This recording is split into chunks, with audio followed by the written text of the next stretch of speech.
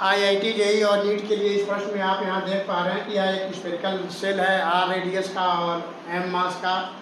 Cell के ऊपर tangential force F apply किया जा रहा है। ऐसे में सेल जो है रोल्स विदाउट स्लीपिंग है। इस केस में सेल का स्फेरिकल सेल का एक्सेलरेशन पता करना है। क्योंकि सेल रोल कर रहा है विदाउट स्लीपिंग, इसलिए ग्राउंड पे जो सरफेस पे रखा गया तो सरफेस इस पर फ्रिक्शन प्रोवाइड करेगा। तो इस प्रकार फ्रिक्शन और अप्लाइड फोर्स एफ को इस प्रकार यहाँ स्फेरिकल सेल पर दिखाया गया है। अब हम यहाँ पे देख पा रहे हैं कि स्फेरिकल सेल के ऊपर जो नेट फोर्स लग रहा है एफ, अप्लाइड फोर्स और फ्रिक्शनल फोर्स दोनों सेम डायरेक्शन में लग रहे हैं। क्योंकि फ्रिक्शन जो है स्फेरिकल सेल को रोल करने के लिए ज़रूरी होगा।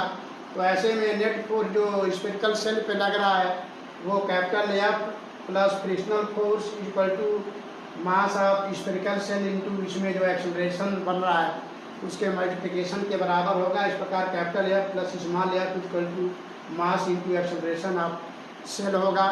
अब आप यहाँ पे देख पा रहे हैं कि सेंटर के अबाउट ये कैपिटल फोर्स एफ जो अप्लाई किया गया है ये क्लॉकवाइज में टॉर्क प्रोवाइड करेगा और फ्रिक्शनल फोर्स जो है एंटी क्लॉकवाइज डायरेक्शन में सेंटर के अबाउट टॉर्क प्रोवाइड करेगा। इस प्रकार इस स्फेरिकल सेल के ऊपर जो नेट टॉर्क होगा capital F into capital R minus small F into capital R equal to moment of inertia इस स्फेरिकल सेल का इंटू अल्फा एंगुलर एक्सेलरेशन जो इसमें क्रिएट होगा। क्योंकि ये स्फेरिकल सेल जो है होगा इस दिशा में इस प्रकार अल्फा एंगुलर एक्सेलरेशन से रोटेट करेगा। इस प्रकार नेट जो टॉर्क होगा आई अल्फा होता है।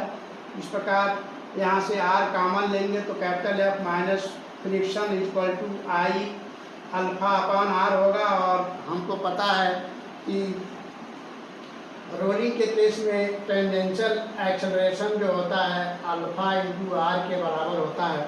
तो यहाँ से अल्फा को हम ए अपॉन कैपिटल आर लिखेंगे और इस प्रकार यहाँ अल्फा की जगह पर ए अपॉन आर लिखेंगे और यहाँ से आर कॉमन जाएगा, इसमें डिवीजन होगा तो capital F minus small F जो होगा आई ए अपॉन आर स्क्वायर हो जाएगा। इस प्रकार इन दोनों इक्वेशन को जब आप जोड़ेंगे तो फ्रिक्शन यहाँ पे प्लस है और यहाँ पे माइनस है, ये दोनों कैंसिल हो जाएंगे तो 2f इक्वल टू 2f यहाँ से f और f ऐड हो जाएगा, स्मॉल f और माइनस स्मॉल f कैंसिल हो जाएगा तो 2f equal to m a में और I a upon R square में a कॉमन लेंगे तो m plus I upon R square के बराबर होगा 2f। इस प्रकार 2f m plus I upon R square into acceleration of ring हुआ। अब इस प्रकार यहाँ से हमको पता है कि स्फेरिकल सेल का moment of inertia I 2/3 mr² होता है। तो आई की वैल्यू यहाँ पर रखेंगे इस प्रकार I/r² 2/3m होगा। तो I/r² की वैल्यू यहाँ पर 2/3m पुट करेंगे तो 2f equal to m plus 2/3m into acceleration of ring होगा।